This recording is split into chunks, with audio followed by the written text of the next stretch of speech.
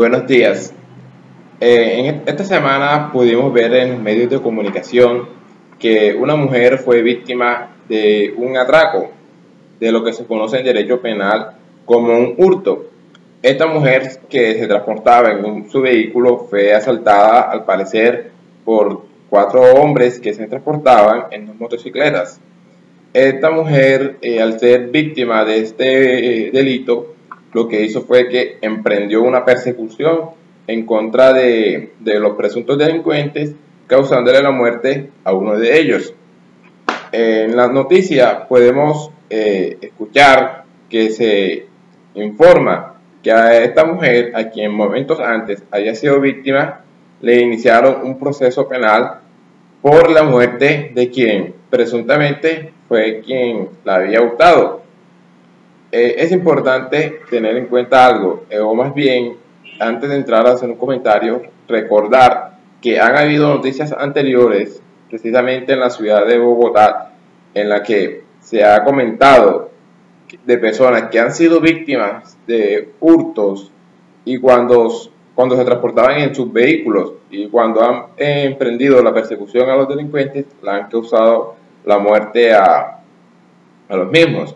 Y luego podemos ver que a estas personas les inician procesos penales por las muertes de quienes momentos antes fueron sus victimarios. ¿Por qué, qué es lo que hace que cuando una persona, o qué es lo que implica que cuando una persona ha sido víctima de un delito de hurto, y luego, como es en estas dos ocasiones que se han visto, y cuando ha sido víctima de un hurto, y la persona persigue a los presuntos delincuentes y le causa la muerte, ¿por qué a la víctima le inician un proceso penal por homicidio? Es importante tener en cuenta que en esos eventos la gente cree que se está frente a lo que se llama la legítima defensa, pero ciertamente es equivocado creer que cuando una persona es asaltada, es hurtada o la han atracado en el lenguaje popular y luego persigue a los delincuentes, por ejemplo, en un medio motorizado, como es un carro, y los atropella, causándoles la muerte, en esos eventos, si bien las personas creen que se está frente a una legítima defensa, pues lo cierto es que allí no concurre tal situación. Voy a explicar primero qué es la legítima defensa para luego entrar más a fondo. La legítima defensa en derecho penal es una causal de justificación de la comisión de un delito. La legítima defensa implica poder defenderse de una agresión injusta o poder defender a un tercero de una agresión injusta.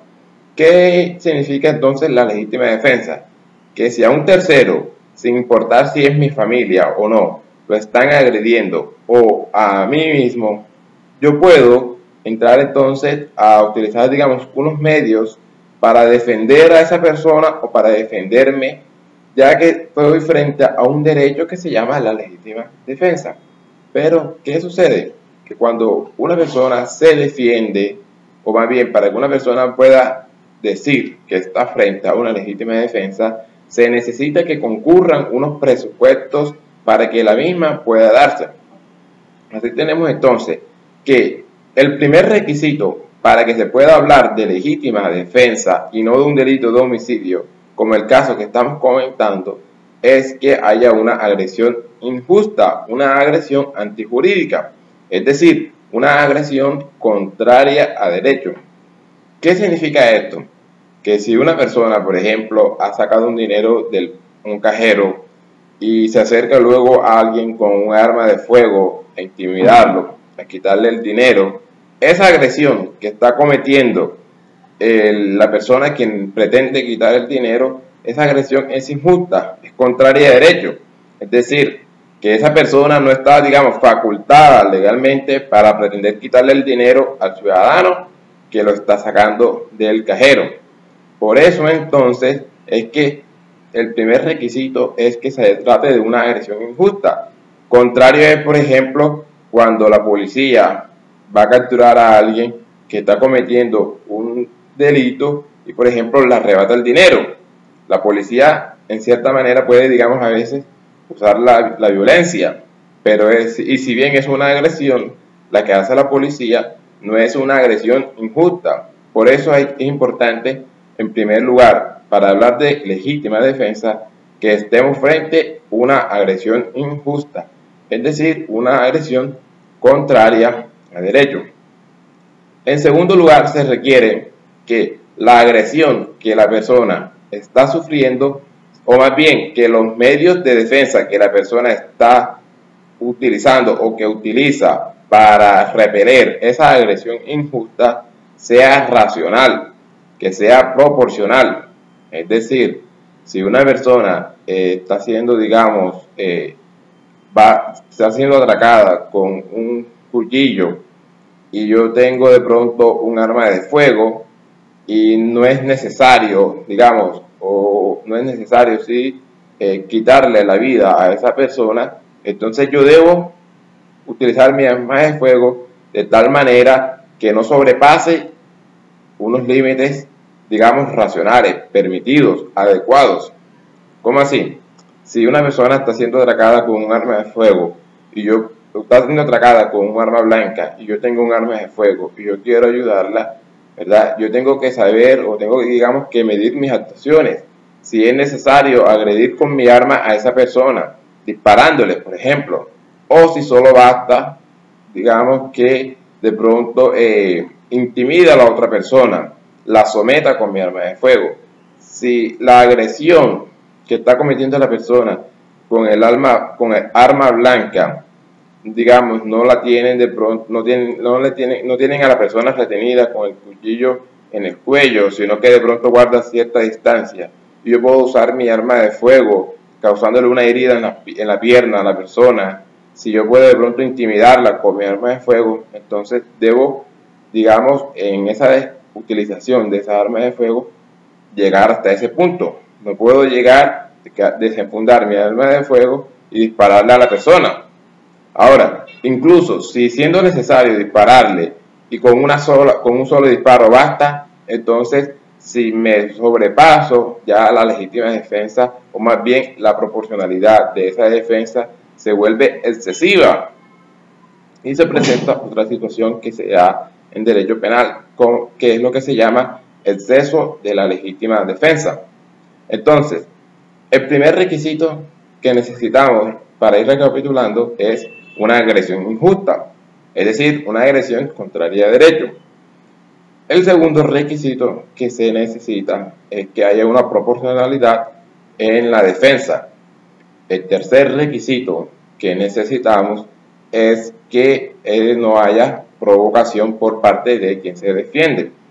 ¿Qué quiere decir esto?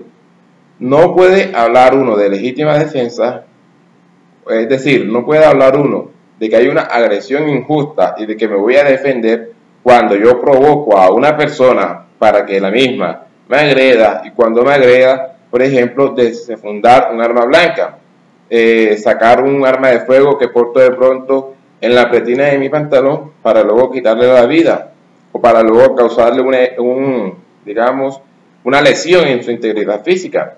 ¿Sí? Yo no puedo hablar de legítima defensa cuando yo provoco a un tercero a tal punto que causo en esa persona la intención de agredirme a mí para que una vez cuando me vaya a agredir yo causarle una herida al primero. En esos eventos tampoco se predica la legítima defensa. Ahora, ya teniendo presente cuáles son los requisitos que se requieren para que haya legítima defensa, es importante hablar de otra vez de la agresión injusta. Resulta y pasa que la agresión injusta, a su vez, debe tener otros elementos.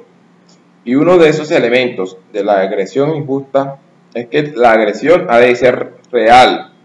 Es decir, la agresión no puede ser imaginaria. Es que yo no pensaba que él me iba a agredir. Es que yo lo vi que él me miraba feo y yo pensaba que se iba a dirigir a mí con un arma de fuego. No, la agresión ha de ser real, existente. Pero además de la agresión injusta, de ser real e inminente, o más bien de ser real y no imaginaria, esa agresión tiene que ser actual, tiene que ser en el ahora. ¿Qué sucede entonces? Y este es el punto más importante para comprender por qué cuando se le quita la vida a una persona que en momentos antes lo ha, digamos, hurtado, le ha hurtado a uno sus pertenencias, si la persona le quita la vida con posterioridad, es decir, cuando el delincuente está huyendo, este es el momento más importante para comprender por qué en esa situación no hay legítima defensa. Y ese otro elemento de la agresión injusta es que la agresión tiene que ser actual, tiene que ser en el ahora. ¿Qué sucede? Que la señora de la noticia o la víctima que comentan en las noticias fue hurtada y luego los delincuentes o los presuntos delincuentes huyeron. ¿Qué sucede? Que cuando el delincuente está huyendo, la agresión ya terminó. La agresión dejó de ser actual, dejó de estar en el presente y pasó a estar en el pasado. ¿Qué sucede entonces? Que cuando la mujer decide perseguir a los delincuentes y los arrolla, se los lleva con su auto, esa agresión que está cometiendo la mujer ya no es dable predicar una legítima defensa. Y no es dable predicar una legítima defensa porque precisamente para que haya una legítima defensa, ya dijimos, tiene que haber en primer lugar una agresión antijurídica.